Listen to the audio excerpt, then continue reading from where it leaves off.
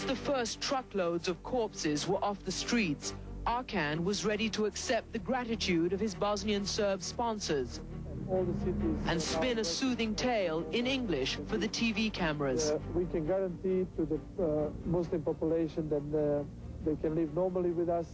2 days later, with house-to-house cleansing of Muslims continuing and the death toll rising, Arkan came up with yet another storyline for the watching world. Those extra Muslims are as wild dogs. This is war, us against the wild dogs, which only want to kill the people around here. That's what I want to say for your television. Arkan's ethnic cleansing of Bijeljina was extremely significant. It was a successful first step in Serbian President Milosevic's plans to create a greater Serbia.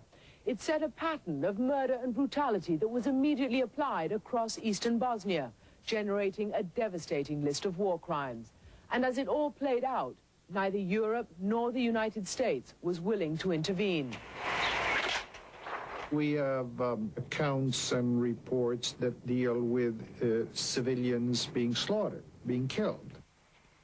This is a clear violation of the Geneva Conventions and the rules and customs of war.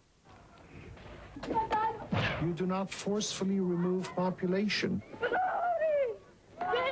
You do not incarcerate civilian population. You do not torture people. All of these are war crimes, and all of these occurred in Bijeljina as well as in many other areas.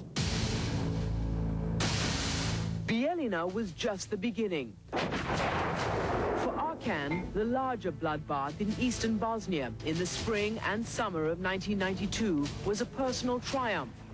A madness of murder, looting, and torture from which Arkan emerged a Serbian hero, while the outside world sat and watched.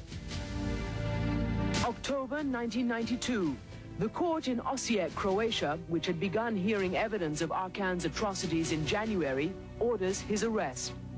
At Croatia's request, another Interpol warrant is issued, the 7th against Arkan. He pays no attention. He is too busy running for national office from the Serbian province of Kosovo.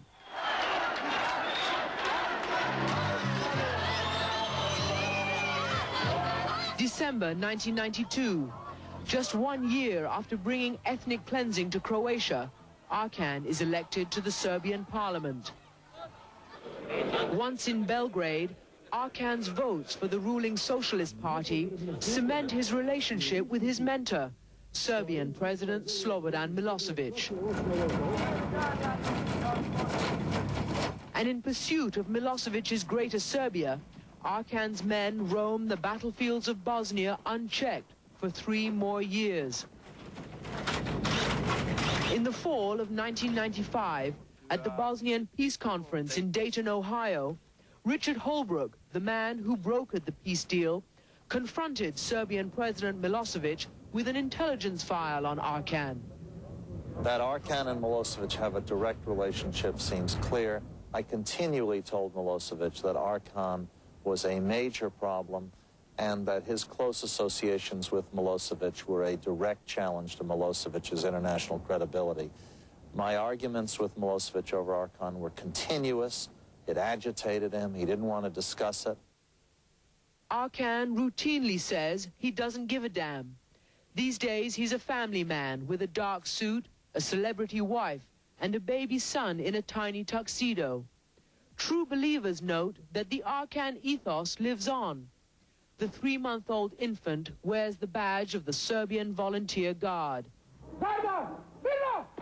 And so do these adults, Arkan's tigers, still armed, still ready, parading only last year on the 5th anniversary of the fall of Vukovar. It makes me angry, but it's happening in Serbia, not in Bosnia, so it's out of the reach of the NATO forces, and Arkan has not been indicted. I do not understand why, but Arkan has not been indicted. No, another phone. Here in Belgrade, where Arkan now operates a string of businesses, promotes his folk-singing wife, and travels everywhere with a corps of bodyguards, his name still evokes fear. Many feel he simply represents the worst of Serbia, Others are afraid of his brutality. And only the foolish ask out loud why Arkan has not been indicted by the War Crimes Tribunal.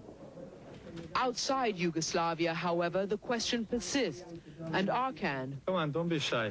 who declined to appear on this program, made this statement to the British newspaper The Guardian last September.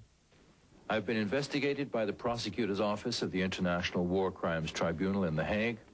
The result is that I've not been indicted for any war crime, nor, as I understand it, is it the intention of the prosecutor that I should be so indicted. This is perhaps the best indication of the lack of evidence against me in this regard. Arkan is misinformed. A full 9 months earlier, the War Crimes Tribunal sent this letter to the Croatian authorities, detailing its plans to investigate the 1991 slaughter of non-Serbs in Vukovar.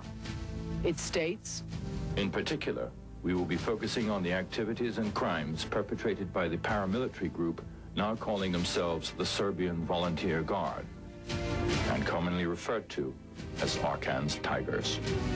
As of last week, the tribunal's investigation was still incomplete.